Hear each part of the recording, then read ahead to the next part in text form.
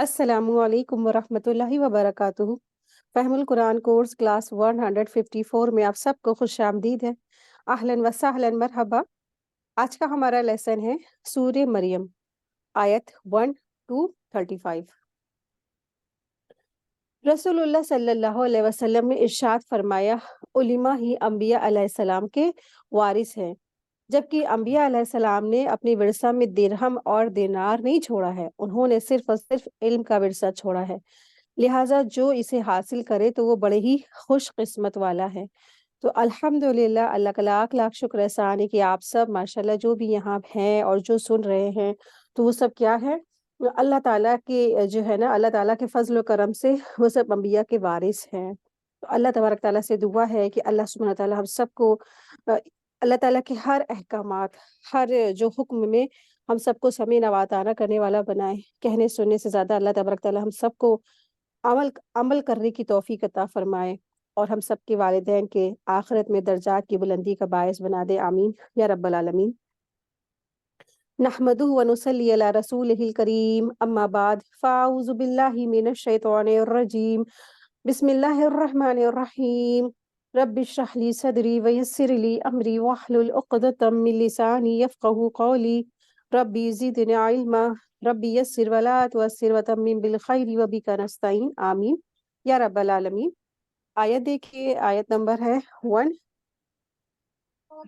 بسم اللہ الرحمن الرحیم، کاف ہا یا عین صاد، ذکر رحمت ربک عبدہ زکریا۔ کاف ہا یا عین صاد، یہ ہے تیرے پروردگار کی اس مہربانی کا ذکر جو اس نے اپنے بندے زکریا پر کی تھی۔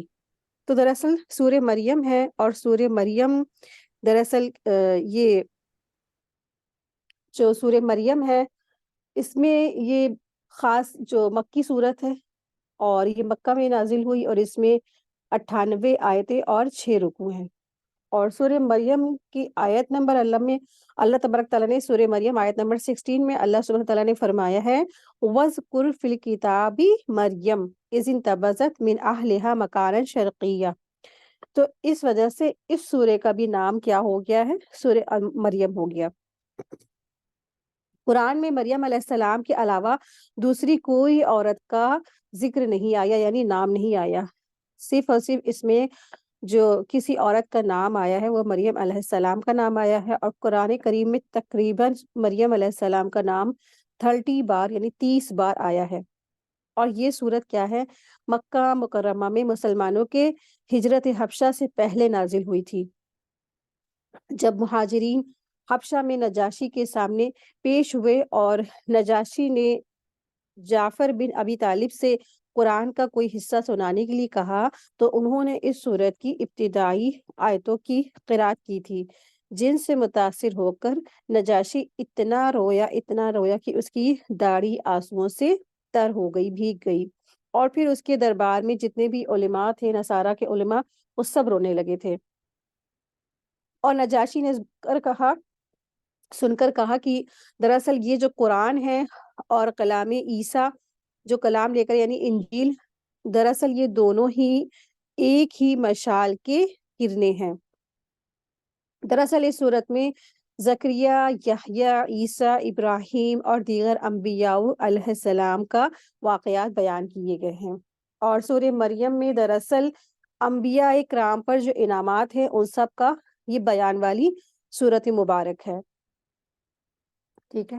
تو یہاں پر دراصل آیت نمبر 1 سے تقریباً جو ہے 6 تک کی زکریا علیہ السلام کے بارے میں ذکر کیا جا رہا ہے۔ اللہ تعالیٰ نے اپنے بندے حضرت زکریا علیہ السلام پر اپنے فضل و کرم کا ذکر کیا ہے، جو یعنی زکریا علیہ السلام بنی اسرائیل کے بہت ہی بڑے نبی اور حضرت یحییٰ علیہ السلام کے والد تھے، اور دراصل ان کا جو کاروبار تھا، ان کا جو پیشہ تھا، پیشے کے اعتبار سے وہ لکڑی کا کام کرتے تھے، یعنی کارپینٹر تھے، تو اپنے ہی ہاتھ کی کمائی کھاتے تھے۔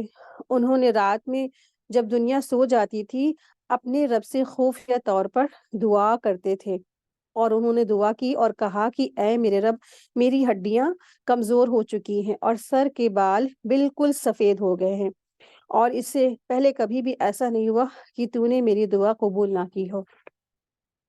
انہوں نے کہا وَلَمْ أَكُمْ بِدُعَائِكَ رَبِّ شَقِيًّا، اے میرے رب میں تجھ سے کبھی بھی پہلے مانگ کے نامراد نہیں ہوا۔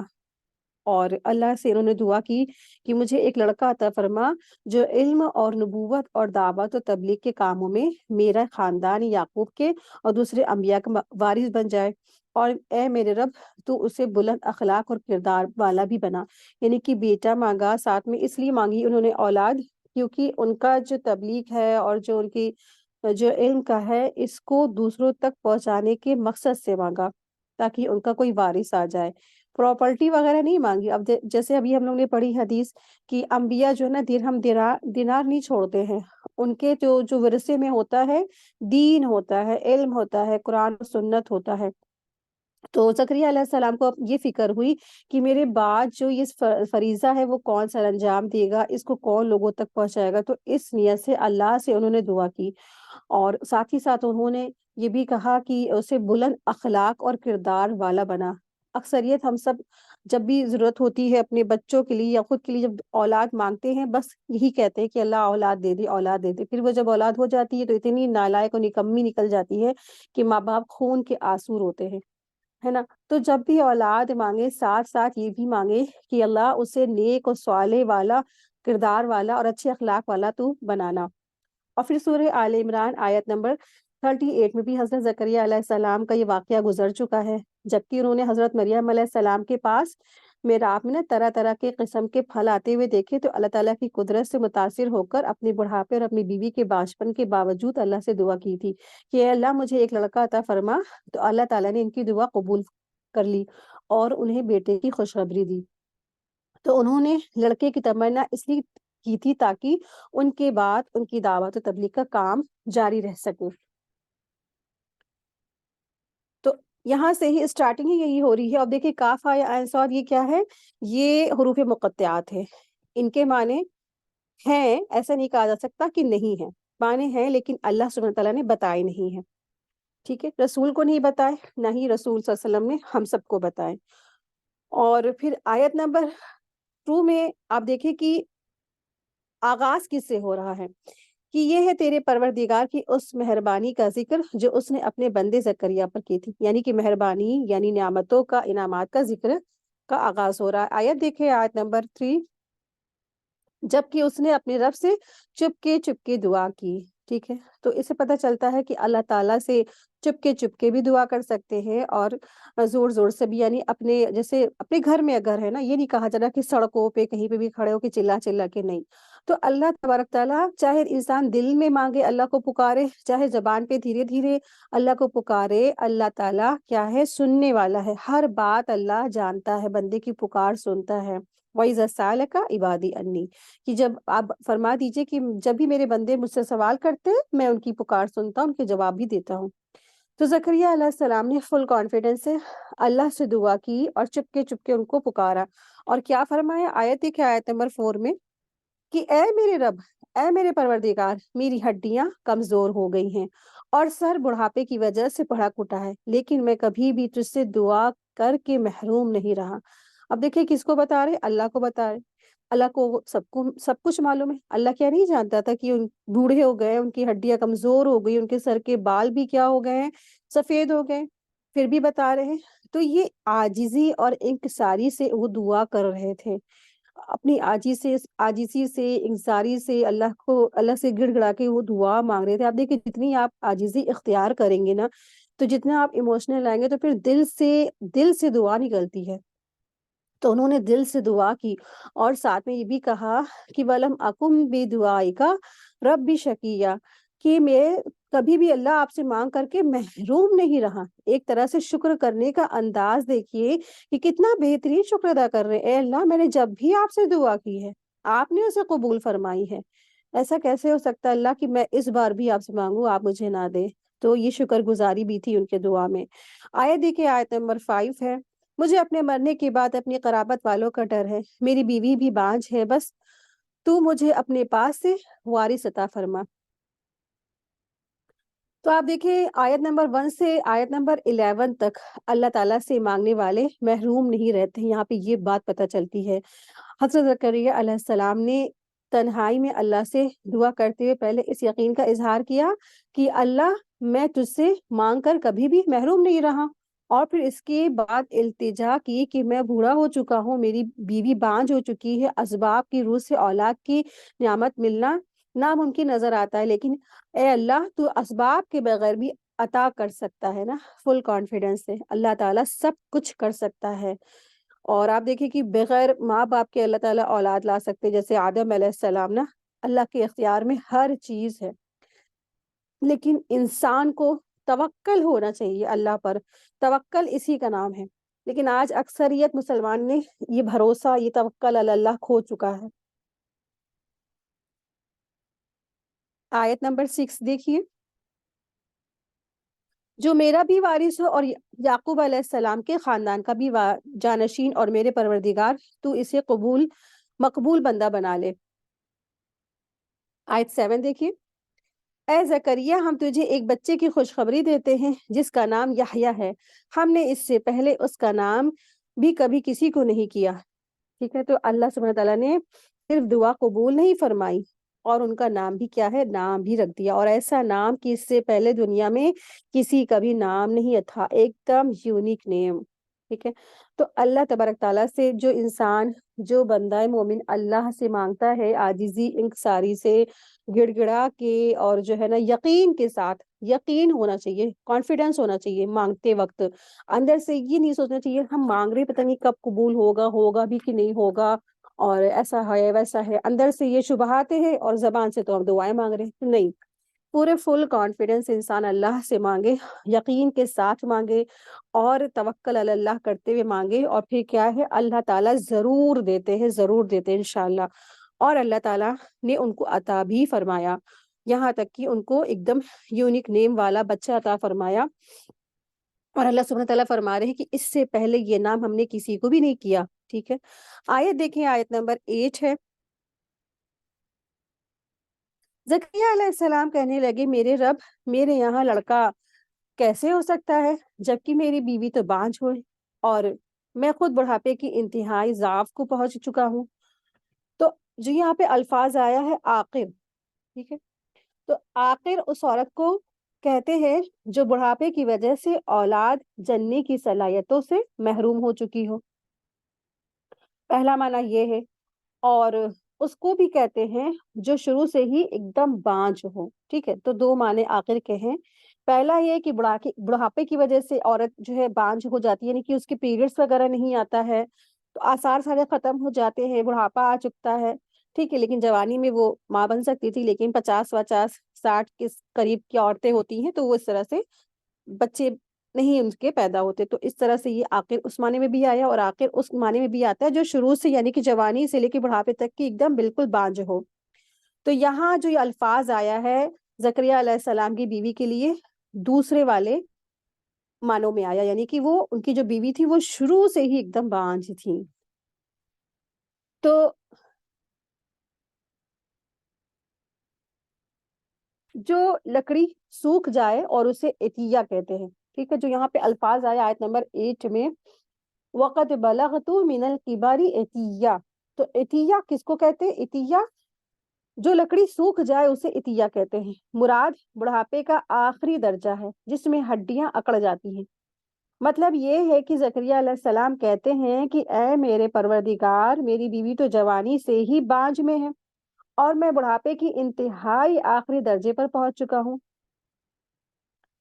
और दरअसल हज़रत ज़करिया अलैहिस्सलाम की जो बीवी थी और हज़रत जो मरियम अलैहिस्सलाम थी, वो दोनों क्या थी? बहनें थीं। और आप देखिए कि मतलब एक तरफ तो उन्होंने अल्लाह से दुआ की, है ना? और फिर एक तरफ क्या हो गया, उनको खुद हैरत हो रही है। तो वाक़ई में अल्लाह तबारक ताला के कुदरत पे इंसान को हैरत हो जाती है। तो एक तरह से उनको यकीन तो था कि अल्लाह सब कुछ कर सकते हैं, लेकिन जब अल्लाह तबारक ताला अता फरमाते हैं बंदे को ना, तो उसको यकीन नहीं होता। आप देखिए कि जैसे मिसाल के तौर पर, मिसाल से बात समझाते हैं कि बच्चा माँग रहा है, एक जो स्टूडेंट है, वो अल्लाह से कह रहा है, अल्लाह से दुआ कर रहा है ना कि अल्लाह मुझे फर्स्ट आ जाए, मैं फर्स्ट आ जाऊँ, मैं हाई स्कूल में या इंटर में फर्स्ट आ जाऊँ। लेकिन वो अचानक से वो टॉप कर जाता ہے نا, تو وہ یقین نہیں کرتا ہے نا, ایک دم اتنی خوشی, تو خوشی اور ایک دم بالکل انسان اپنے اندر وہ مطلب برداشت نہیں کر پاتا ہے زبان سے اس کے, ایسے یہ کیسے ہو سکتا ہے کہ میں اسے ٹاپ کر لوں. تو اسی طرح سے زکریا علیہ السلام کے زبان سے ایسے نکلا, اللہ کیسے ہو سکتا ہے, میں تو ایک دم بوڑھا ہو گیا ہوں, میری بیوی بھی ضعیف ہے, میں تو بالکل, اس طرح سے انہوں نے ایسے کہا, یہ ان کا انداز تھا. اللہ تبارک تعالیٰ نے فرمایا, آیت دیکھے آیت نمبر 9, ارشاد ہوا کہ وعدہ اسی طرح ہو چکا ہے, تیرا رب نے فرما دیا ہے کہ مجھ پر تو یہ بالکل آسان ہے, اور تو خود جبکہ خود کچھ نہ تھا تجھے پیدا کر چکا ہے. آیت 10 دیکھیے, کہنے لگے کہ میرے پروردگار میرے لیے کوئی علامت مقرر فرما دیجیے. ارشاد ہوا کہ تیرے لیے علامت یہ ہے کہ باوجود بھلا چنگا ہونے کے تو 3 راتوں تک کسی شخص سے بول نہیں سکے گا. تو اس سے پتہ چلتا ہے کہ آپ دیکھیں کہ ان کی بیوی شروع سے بانجھ تھی, اور ہو سکتا ہے کہ ان کے پیریڈس وغیرہ نہ بھی آتے ہوں. تو اب اگر عورت جو تھی, ان کی بیوی جو تھی, اگر پریگننٹ ہوتی تو معلوم کیسے ہوتا, اور ہو سکتا ہے کہ کچھ اس وقت ان کے پاس سہولیت بھی نہیں تھی, جو پریگنینسی جو ہے, آج ہم لوگ پریگا نیوز اسٹارٹ کی جو ایسی چھوٹی سی آتی ہے نا, ایک اسٹک, وہ بس انسان ڈپ کرتا ہے, اس کو پتہ چل جاتا ہے کہ پازیٹیو ہے یا نیگیٹو. تو اس طرح سے اس وقت نہیں ہوگی چیزیں. تو اللہ سے انہوں نے نشانی پوچھی, تو اللہ سبحانہ تعالیٰ نے فرمایا کہ نشانی تیری یہ ہے کہ تو 3 راتوں تک کسی بھی شخص سے بات نہیں کر سکے گا. ایسا نہیں کہ تیرے بہت زیادہ بیماری اور بہت زیادہ پریشانی ہو جائے گی, لیکن تو کیا ہے, تو صحت مند ہونے کے باوجود بھی کسی سے بات نہیں کر سکے گا. تو اکثر مفسرین کہتے ہیں کہ ہو سکتا ہے ان کے جیسے گلے میں, جیسے انسان کی آواز کبھی کبھی بیٹھ جاتی ہے نا, آواز بیٹھ جاتی ہے, اور آواز جب بیٹھتی ہے تو انسان بولنے کے باوجود بھی اس کی آواز باہر نہیں نکلتی ہے. تو اس طریقے سے ان کی بھی وائس جو تھی وہ بیٹھ گئی تھی, تو گلا بیٹھ گیا تھا ان کا. آیت دیکھیں آیت نمبر 11, اب زکریا علیہ السلام اپنے حجرے سے نکل کر اپنی قوم کے پاس آ کر انہیں اشارہ کرتے ہیں کہ تم صبح اور شام اللہ کی تسبیح بیان کرو. تو صبح اور شام اللہ کی تسبیح سے مراد عصر اور فجر کی نماز ہے, یا یہ مطلب ہے کہ ان دونوں وقتوں میں اللہ کی تسبیح, تحمید اور خصوصی ذکر کا اہتمام کیا جائے. ٹھیک ہے, تو آپ دیکھیں دراصل حضرت یحییٰ علیہ السلام کی یہاں پر بارے میں بات ہو رہی ہے, اور آیت نمبر 12 سے لے کے آیت نمبر 15 تک کی ان آیات میں حضرت یحییٰ علیہ السلام کی عظمت کا بیان ہے. اللہ تعالیٰ نے انہیں شریعت پر پوری پابندی سے عمل کرنے کی تلقین فرمائی, اور ان کی تحسین کرتے ہوئے فرمایا کہ انہیں لڑک پن میں ہی احکامات شریعت کا فہم عطا کیا گیا, اور پھر وہ انتہائی نرم مزاج, پاکیزہ کردار کے حامل اور اللہ تعالیٰ سے وہ ڈرنے والے تھے, والدین کے ساتھ حسن سلوک کرنے والے تھے, اور ہر طرح کی نافرمانی سے بچنے والے تھے. ولادت سے لے کر وفات تک ان پر سلامتی چھائی رہی, اور روز قیامت بھی سلامتی کے ساتھ اللہ کی بارگاہ میں وہ حاضر ہوں گے. آیت دیکھیے آیت نمبر 12, اے یحییٰ میری کتاب کو مضبوطی سے تھام لو, اور ہم نے اسے لڑکپن سے دانائی عطا فرمائی, اور اپنے پاس سے شفقت اور پاکیزگی بھی, اور وہ پرہیزگار شخص تھا. آیت 14 دیکھیں, اور اپنے ماں باپ سے نیک سلوک کرنے والا تھا, اور سرکش اور گنہگار نہ تھا. آپ دیکھیں کہ جو یحییٰ علیہ السلام ہیں, ان کے بارے میں اللہ سبحانہ تعالیٰ فرما رہے ہیں کہ وہ ماں باپ سے نیک سلوک کرنے والا تھا, یعنی اپنے ماں باپ کی یا اپنے رب کی نافرمانی کرنے والے وہ نہیں تھے. اس کا مطلب یہ ہے کہ اگر کسی کے دل میں والدین کے لیے شفقت, محبت اور ان کی اطاعت اور خدمت اور حسن سلوک کا جذبہ اللہ تعالیٰ نے پیدا فرما دیا ہے, تو یہ ایک خاص فضل اور کرم ہے, ورنہ اس کے اپوزٹ یہ جذبہ اور رویہ اگر نہیں ہے تو یہ اللہ کے فضل کے خاص محرومی کا نتیجہ ہے. ٹھیک ہے, اگر کوئی اپنے والدین سے حسن سلوک نہیں کرتا ہے, بدتمیزی کرتا ہے, چیختا ہے, چلاتا ہے, تو وہ اس خاص فضل سے محرومی کا رزلٹ ہے. آیت 15 دیکھیے,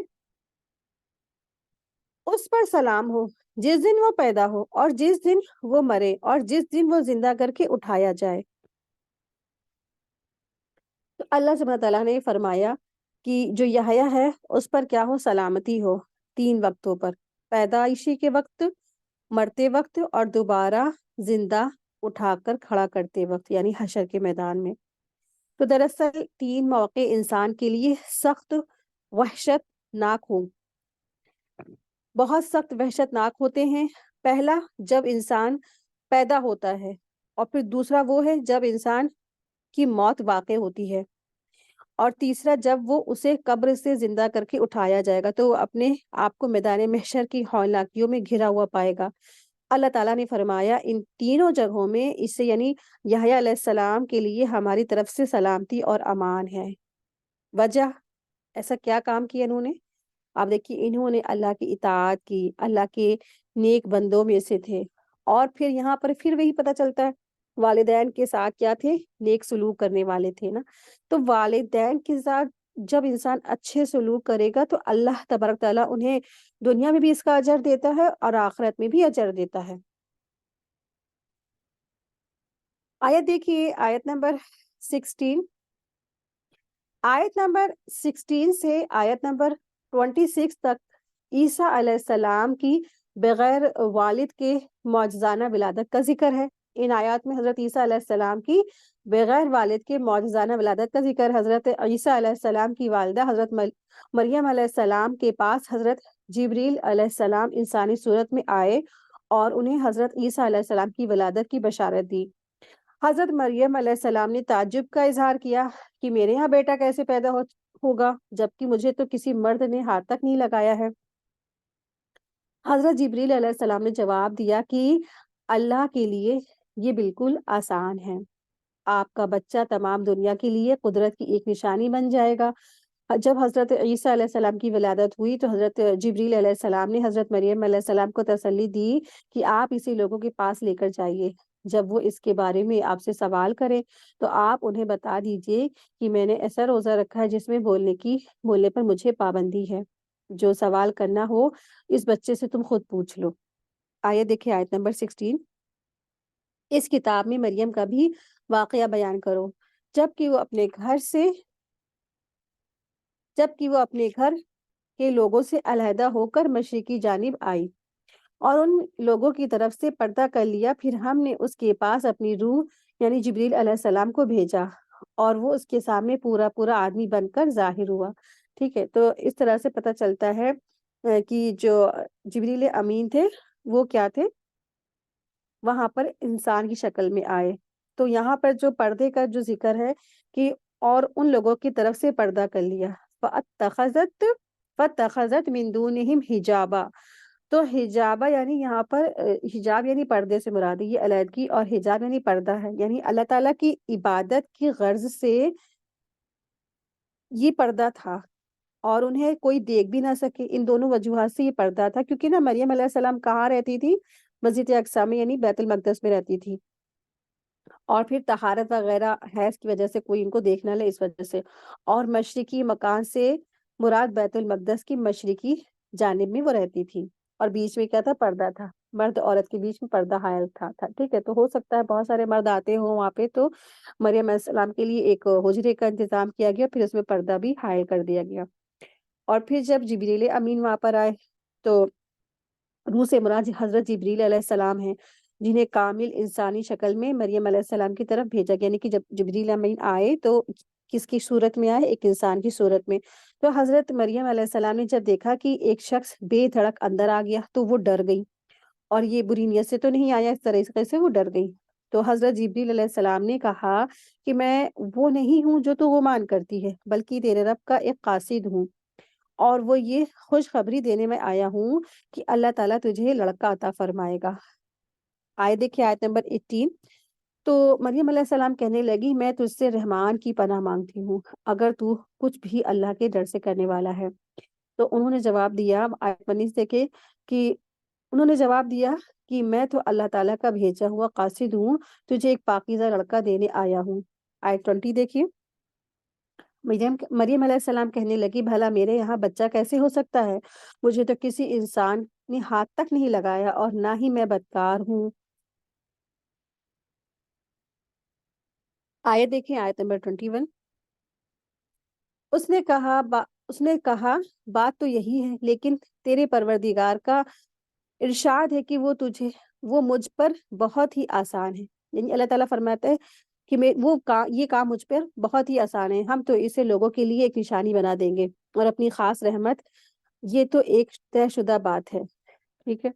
تو اس طرح سے اللہ سبحانہ تعالیٰ نے عیسیٰ علیہ السلام کو لوگوں کے لیے نشانی بنا دیا۔ تو یعنی اللہ تعالیٰ اسباب کا محتاج نہیں ہے، اللہ تعالیٰ کے لیے سب بالکل آسان ہے۔ اللہ تعالیٰ نے اس سے پہلے بھی آدم علیہ السلام کو جو ہے نا بغیر مرد عورت کے پیدا کر دیا، اور پھر حوا علیہ السلام کو بغیر جو ہے کسی عورت کے پیدا کر دیا۔ تو اللہ سبحانہ تعالیٰ کی یہ کام کوئی مشکل نہیں ہے کہ اللہ تبارک تعالیٰ عیسیٰ علیہ السلام کو بغیر والد کے پیدا کر سکے، تو یہ اللہ پہ بہت آسان ہے۔ آیت نمبر 22 دیکھیے، پس وہ حمل سے ہو گئی اور اسی وجہ سے وہ یکسو ہو کر ایک دور کی جگہ چلی گئی۔ آیت 23، پھر درد زدہ اسے ایک کھجور کے تنے کے نیچے لے آیا، بولی کاش میں اس سے پہلے ہی مر گئی ہوتی اور لوگوں کے یاد سے بھی بھولی بسری ہو جاتی۔ یعنی کہ اب یہ معلوم ہوتا ہے کہ مریم علیہ السلام کو ایسے ہی پتہ چلتا ہے یہاں پہ کہ مریم علیہ السلام کو ڈیلیوری کے وقت جو مطلب کہ بچوں کی پیدائش سے پہلے جو درد پیدا ہوتے ہیں وہ ان کو ہونے لگے۔ تو پھر وہ جو ہے اس تکلیف کی وجہ سے موت کی آرزو کرنے لگی، ٹھیک ہے، موت کی آرزو اس ڈر سے کی کہ میں بچے کے مسئلے پر لوگوں کو کس طرح مطمئن کرا سکوں گی، جبکہ میری بات کی تو کوئی سچ مانے گا ہی نہیں۔ اور یہ تصور بھی ان کی روح کپا دیتا تھا کہ کہاں میری شہرت ایک جو ہے نا، یعنی کہ مریم علیہ السلام یہ سوچتی تھی، اور ان کو یہ خیال آیا کہ میری جو ہے جو نیم فیم تھا ایک نیک مطلب کہ نیک عورت کی، یعنی عابد اور زاہد کے طور پر تھا، لیکن جب عیسیٰ علیہ السلام بغیر شادی کے بغیر اس کے ایسے ہو جائیں گے تو پھر اس کے بعد نا وہ لوگوں کی نظروں میں ایک بدکار عورت ٹھہرے گی۔ یہ سب کچھ سوچ کر کے ان کو ٹینشن سے، اور ہو سکتا ہے کہ جچکی کے جو درد ہے ڈیلیوری کے درد کی وجہ سے بھی وہ سہ نہیں سکی، اس لیے انہوں نے کہا کہ کاش میں اس سے پہلے مر گئی ہوتی اور لوگوں کی آسے میں بھولی بسری ہو جاتی۔ آیت دیکھیں، آیت نمبر 24، اتنے میں اسے نیچے سے ہی آواز دی کہ آرزو ارزدہ خاطر نہ ہو، تیرے رب نے تیرے پاؤں تلے ایک چشمہ جاری کر دیا ہے۔ تو سری یعنی چھوٹی نہر یا پانی کا چشمہ ہوتا ہے، یعنی بطور کرامت اور خرق عادت اللہ تعالیٰ نے حضرت مریم علیہ السلام کے پاؤں کے نیچے پینے کے لیے پانی کا اور کھانے کے لیے ایک سوکھے ہوئے درخت سے پکی ہوئی تازہ کھجور کا انتظام کر دیا، اور آواز دینے والے حضرت جبریل علیہ السلام تھے جنہوں نے وادی کے نیچے سے آوازیں دی، ٹھیک ہے۔ تو ظاہر سی بات ہے کہ اب پریگننٹ تھی اور ڈیلیوری ہو رہی تھی، نہ جانے وہ کس حال میں تھی، تو اس وجہ سے حیا کی وجہ سے جبریل امین ان کے قریب نہیں آئے، دور سے ہی ان کو کہیں نیچے سے آواز دی کہ اللہ تعالیٰ نے تیرے لیے یہ چشمہ جاری کر دیا ہے، تو اس کا پانی پی، اور یہ جو ہے تازہ کھجوریں ہیں، تو اس کو پی، اس کو کھا۔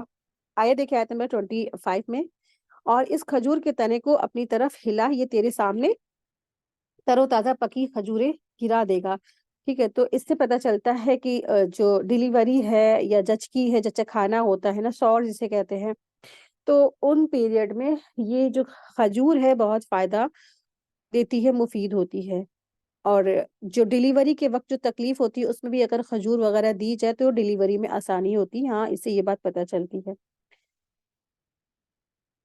کھجور کھانے سے پریگننٹ عورتوں کو بھی کافی فائدہ ہوتا ہے۔ آیت دیکھیں، آیت نمبر 26، اب چین سے کھا پی اور آنکھیں ٹھنڈی کر، آنکھیں ٹھنڈی رکھ، اور تجھے کوئی اگر انسانی نظر پڑ جائے تو کہہ دینا کہ میں نے اللہ تعالیٰ یعنی رحمان کے نام کا روزہ مان رکھا ہے، میں آج کبھی کسی شخص سے بات نہیں کروں گی۔ آیت دیکھیں، آیت نمبر 27، اب حضرت عیسیٰ علیہ السلام کو لیے ہوئے وہ اپنی قوم کے پاس آئیں، سب کہنے لگے مریم تو نے بڑی بری حرکت کی ہے۔ تو جب عیسیٰ علیہ السلام کی پیدائش ہو گئی اور حضرت عیسیٰ علیہ السلام کی جو ہے نا اپنی ماں کی گود میں تھے، اور جب ان کو وہ لیے ہوئے واپس آئی، مطلب کہ اپنے شہر میں مریم علیہ السلام آئی اور کنواری تھی واقعی میں، اور پھر کیا تھا اس وقت جو بدکاری عام تھی، زنا عام تھا، تو وہی ہے لوگوں کی چھوٹی سوچ اور وہ وہی سوچنے لگے جو ایک عام معاشرہ سوچتا ہے کہ بنا شادی کے یہ بچہ آ گیا تو پھر کیا ہے، یہ بدکار عورت اس طریقے سے۔ تو آیت نمبر 27 سے آیت نمبر 36 تک ان آیات میں وہ منظر بیان کیا گیا ہے کہ جب حضرت مریم علیہ السلام حضرت عیسیٰ علیہ السلام کو گود میں لیے ہوئے اپنی قوم کے پاس آتی ہیں۔ قوم نے حضرت مریم علیہ السلام کے بارے میں گناہ کا گمان کیا، لیکن انہوں نے حضرت عیسیٰ علیہ السلام کی طرف اشارہ کیا۔ حضرت عیسیٰ علیہ السلام نے موازنہ طور پر گفتگو یعنی بات چیت کرتے ہوئے فرمایا کہ میں اللہ کا بندہ ہوں۔ اللہ تعالیٰ نے مجھے نبوت اور کتاب عطا فرمائی ہے، مجھے ہر اعتبار سے برکت سے نوازا ہے، مجھے نماز اور زکوٰۃ کی ادائیگی کا حکم فرمایا ہے، مجھے اعلیٰ اخلاق سے مزین کیا ہے، مجھے ولادت سے موت تک سلامتی سے سرفراز کیا ہے۔ اللہ کا کوئی بیٹا نہیں ہے، وہ جنسی خواہشات اور اولاد کی ضرورت سے بالکل پاک ہے۔ جب کسی کام کا فیصلہ کر لیتا ہے تو وہ یوں کہتا ہے اور وہ کام ہو جاتا ہے۔ وہ میرا رب ہے اور وہ تمہارا بھی رب ہے، اسی کی بندگی کرو، یہی سیدھا راستہ ہے۔ آیت دیکھیں، آیت نمبر 28۔ اے ہارون کی بہن، نہ تو تیرا باپ برا آدمی تھا اور نہ ہی تیری ماں بدکار تھی۔ یعنی اس سے پتہ چلتا ہے کہ ان کے جو بھائی تھے وہ بھی بہت نیک تھے اور ان کے والد تو تھے ہی۔ تو اس طریقے سے لیکن کیسے معاشرے نے ان کو کیسے کس طرح سے ذلیل کیا ہے نا۔ آپ دیکھیے کہ ان کے اوپر نہ جانے کیسے کیسے لوگوں نے الزام لگائے، اور یہود کیا تو یہ مریم علیہ السلام کے بارے میں نہ جانے کیا کیا کہانی الٹی سیدھی انہوں نے لکھی ہوئی ہے۔ تو ان کا یہی عادت ہے کہ انبیاء کو بدنام کرنا، انبیاء کو قتل کرنا، انبیاء کے جو ہے نا کیریکٹر پہ انگلیاں اچھالنا، ان کا یہی کام ہے یہودیوں کا۔ تو اس کے بارے میں بہت ساری باتیں ہیں، بہرحال ہمیں جو قرآن اور سنت جو چیزیں بتاتی بس ہمیں اس کو لینا ہے۔ تو اس طرح سے جو ان کی قوم نے ان کو بہت برا بھلا کہا اور کہا کہ اے ہارون کی بہن، نہ تو تیرا باپ برا آدمی تھا اور نہ تیری ماں بدکار تھی، مطلب تو نے کہاں سے یہ بدکاری کر لی۔ آیت نمبر دیکھیں، آیت نمبر 29۔ مریم علیہ السلام نے کہا، مریم علیہ السلام نے اپنے بچے کی طرف اشارہ کرتے ہوئے کہا، سب کہنے لگے کہ لو بھلا ہم گود لیے ہوئے بچے سے باتیں کیسے کریں، یعنی کہ جو جبریل امین نے جیسا کہا تھا انہوں نے ویسے ہی کیا مریم علیہ السلام نے۔ جب مستی والے یا قوم والے تم سے سوال کرے تو تم آپ یہ کہہ دیجیے گا کہ اس بچے سے بات کرو اور میں نے کیا رکھا ہے، چپ کا روزہ رکھا ہوا ہے۔ تو مریم علیہ السلام نے اپنے بچے کی طرف اشارہ کیا، سب کہنے لگے کہ تو لو بھلا ہم اس چھوٹے سے بچے سے کیسے بات کریں۔ تو پھر کیا ہوا، معجزہ ہوا۔ آیت نمبر 30 دیکھیے کہ بچہ بول اٹھا، یعنی عیسیٰ علیہ السلام بول اٹھے، اور انہوں نے کیا کہا بولتے کے ساتھ ہی کہ انی عبد اللہ، میں اللہ کا بندہ ہوں، اس نے مجھے کتاب عطا فرمائی اور مجھے اپنا پیغمبر بنایا ہے۔ آتانی الکتاب وجعلنی نبیہ، کہ اللہ نے مجھے کتاب دی اور مجھے اپنا پیغمبر بنایا ہے۔ آیت 31۔ اور اس نے مجھے بابرکت کیا ہے، جہان میں بھی ہوں اور اس نے مجھے جہاں بھی میں ہوں اور اس نے مجھے نماز اور زکوٰۃ کا حکم دیا ہے جب تک میں زندہ رہوں۔ آیت 32۔ اور اس نے مجھے اپنی والدہ کا خدمت گزار بنایا ہے اور مجھے سرکش اور بدبخت نہیں بنایا، یعنی کہ یہاں پہ بھی دیکھیے عیسیٰ علیہ السلام اور کیا کہہ رہے ہیں، مجھے اپنی والدہ کا خدمت گزار بنایا ہے اور مجھے سرکش اور بدبخت نہیں بنایا، یعنی کہ ماں باپ کی خدمت کرنا یہ اللہ تعالیٰ کی طرف سے بہت بڑا فضل اور کرم کی بات ہے۔ آیت نمبر 33 دیکھیں۔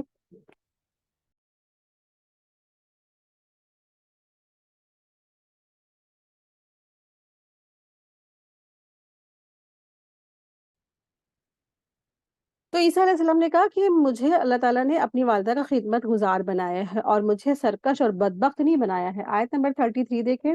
اور مجھ پر میری پیدائش کے دن اور میری موت کے دن اور جس دن میں دوبارہ زندہ کھڑا کیا جاؤں گا سلام ہی سلام ہے۔ جیسے یحییٰ علیہ السلام کے بارے میں اللہ نے فرمایا، ویسے ہی عیسیٰ علیہ السلام کے بارے میں بھی یہی بات تھی کہ تینوں وقتوں میں ان کے اوپر بھی کیا تھی، خاص رحمت تھی، اللہ کا خاص فضل تھا۔ آیت نمبر 34 دیکھیں۔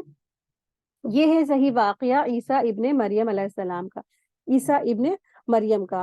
یہی ہے وہ حق بات جس میں لوگ شک و شبہ کرتے ہیں، یعنی شک میں مبتلا ہیں۔ یعنی کیا تھا کہ عقیدہ تثلیث میں وہ مبتلا ہو گئے تھے نا، یعنی کہ دنیا سے عیسیٰ علیہ السلام کے جانے کے تقریباً 200-300 سال کے بعد عیسائیوں میں بگاڑ پیدا ہو گیا اور خود عیسیٰ ابن مریم کو یعنی کہ عیسیٰ علیہ السلام کی عبادت اور پرستش کرنے لگ گئے۔ نصرانیوں میں بھی کیا ہے؟ عقیدہ تثلیث ہے، 3 خداؤں میں سے ایک وہ کہتے ہیں۔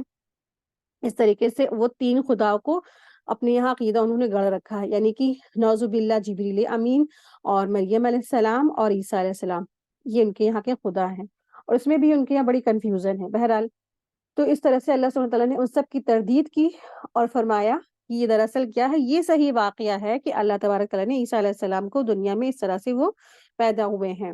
آیت دیکھیں، آیت نمبر 35۔